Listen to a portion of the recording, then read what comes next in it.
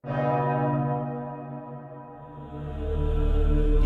ζωή εν τάφο κατετέθης Χριστέ και αγγέλων στρατιέ εξεπλήττοντο συγκατάβασιν δοξάζουσε την η ζωή πως νίσκεις, πως και τάφο οίκης του θανάτου το βασίλειον λύσδεν και του άδου τους νεκρούς εξανιστάς.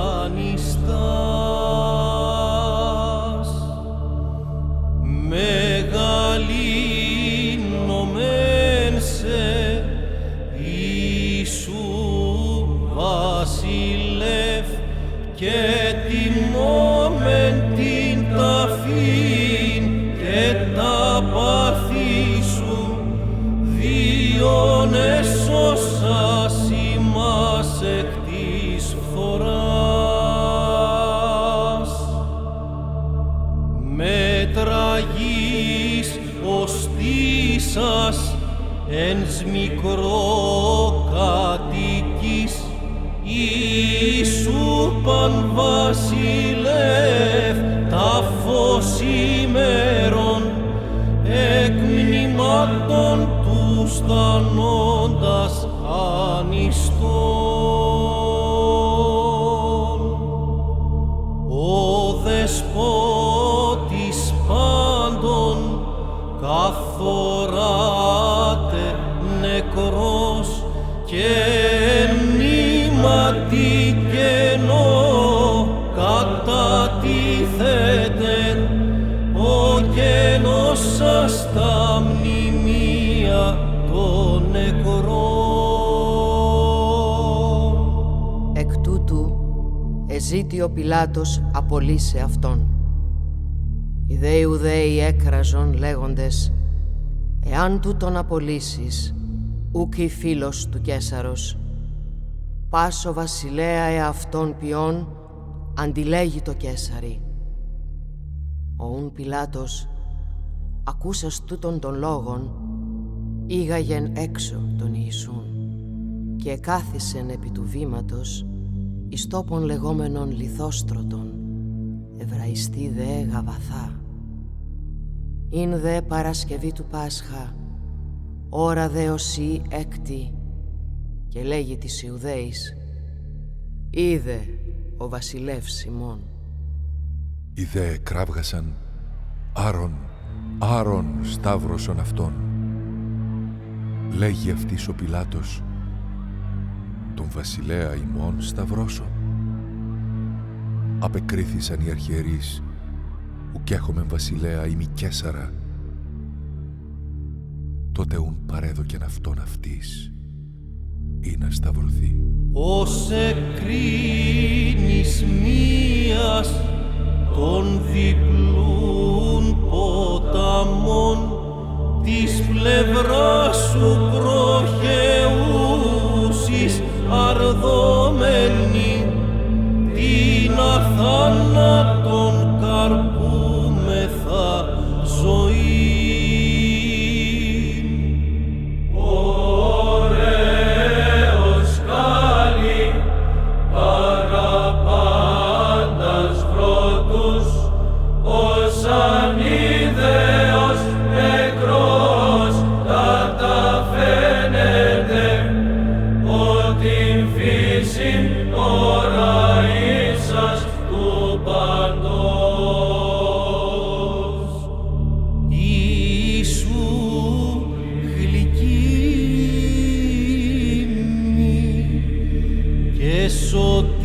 Σωτήριον φως τα φόβος εν σκοτεινό κατά και κρύψεν ο αφάτου και αρήτου ανοχής.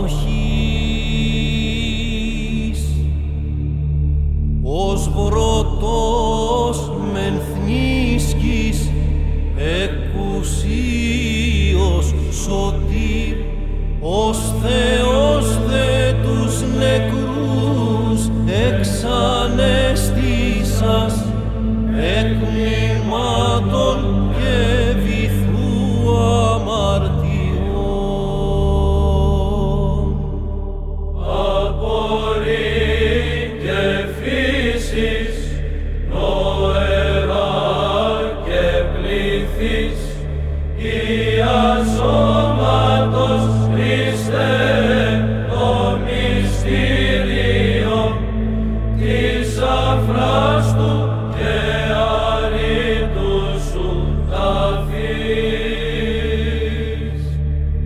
Ο θαυμάτων ξένων, ο πραγμάτων καίνων, ο πνοής μη χορηγός απνούς φέρεται, κυδευομένος γεύση του Ιωσήφ.